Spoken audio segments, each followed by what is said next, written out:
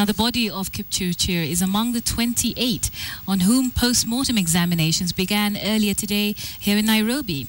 But amid the grief, pressure is mounting on the government to provide answers on why such attacks continue unabated. KTN'S Sharon Momanyi reports on the growing anger even within the governing Jubilee coalition. At the Chiromo mortuary in Nairobi, tears and sorrow mark the mood. This as families continue to stream in, identifying the bodies of the men and women they loved, killed by terrorists in the bus attack. Jambo la kuhuzunisha ni kwamba tumetoka mbali, tunakuja kutafuta hela, alafu mwishowe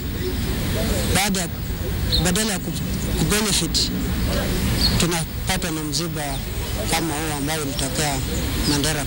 And more voices are now demanding answers from the government. Opposition leader Raila Odinga, who visited the mortuary earlier in the day, condemned the wave of killings across the country, calling for an overhaul of the security system in the country.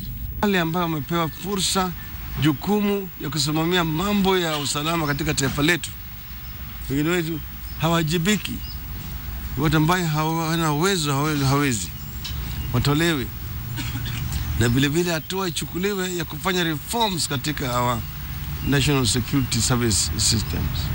Raila's statements came hours after the Kenya Defense Forces released a video that they said showed the destruction of a camp used by the militants who attacked the Mandera bus. KDF said it had killed some 100 militants during the raid. But a statement attributed to Al-Shabaab's military operations spokesman, widely reported in the international media, denies the claims that the KDF had a victorious assault. It further alleges that all those who took part in the attack were still alive and safe. Raila wants the government to dispel the doubts. Mimi ningependa kuambia rafiki yangu asicheze mzaha kwa Wakenya kwa maneno muhimu kama hii. Kila mara yeye ana tabia ya kwenda kutangaza ati tutawafuata, tutawapata na tutawaadhibu. Mpaka wakati sasa hakuna Mkenya ambaye anaamini yale ambayo anasema. But the impatience with security personnel is growing even within the governing Jubilee coalition. We want to call upon all Kenyans and all the instruments and arms of government in this republic that when there is a serious issue of insecurity of the magnitude that we are facing, all of us must come together. It is not time to point fingers, and we must be able to address holistic. The Mandera attack has once again put Kenya in the international spotlight as the Al-Shabaab terror group seems to devise new methods.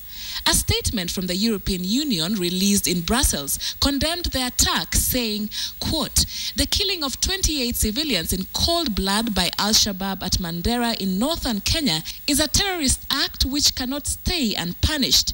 Perpetrators must be brought to justice," end of quote. The union says it will continue to, quote, "support action against Al-Shabaab in Somalia and will work with the Kenyan government and Kenyan citizens to remove this threat from their country," end of quote. The United Kingdom has also pledged its support to the Kenyan government in the fight against terrorism, whose impact continues to devastate the nation. Beyond the tears and wails of the families here at Chiromo mortuary are questions that are further fueling their pain. The question, could the death of their loved ones have been prevented with the presence of a stronger security system? Or was it just an unfortunate incident? Sharon Momanyi, KTN, Chiromo mortuary, Nairobi.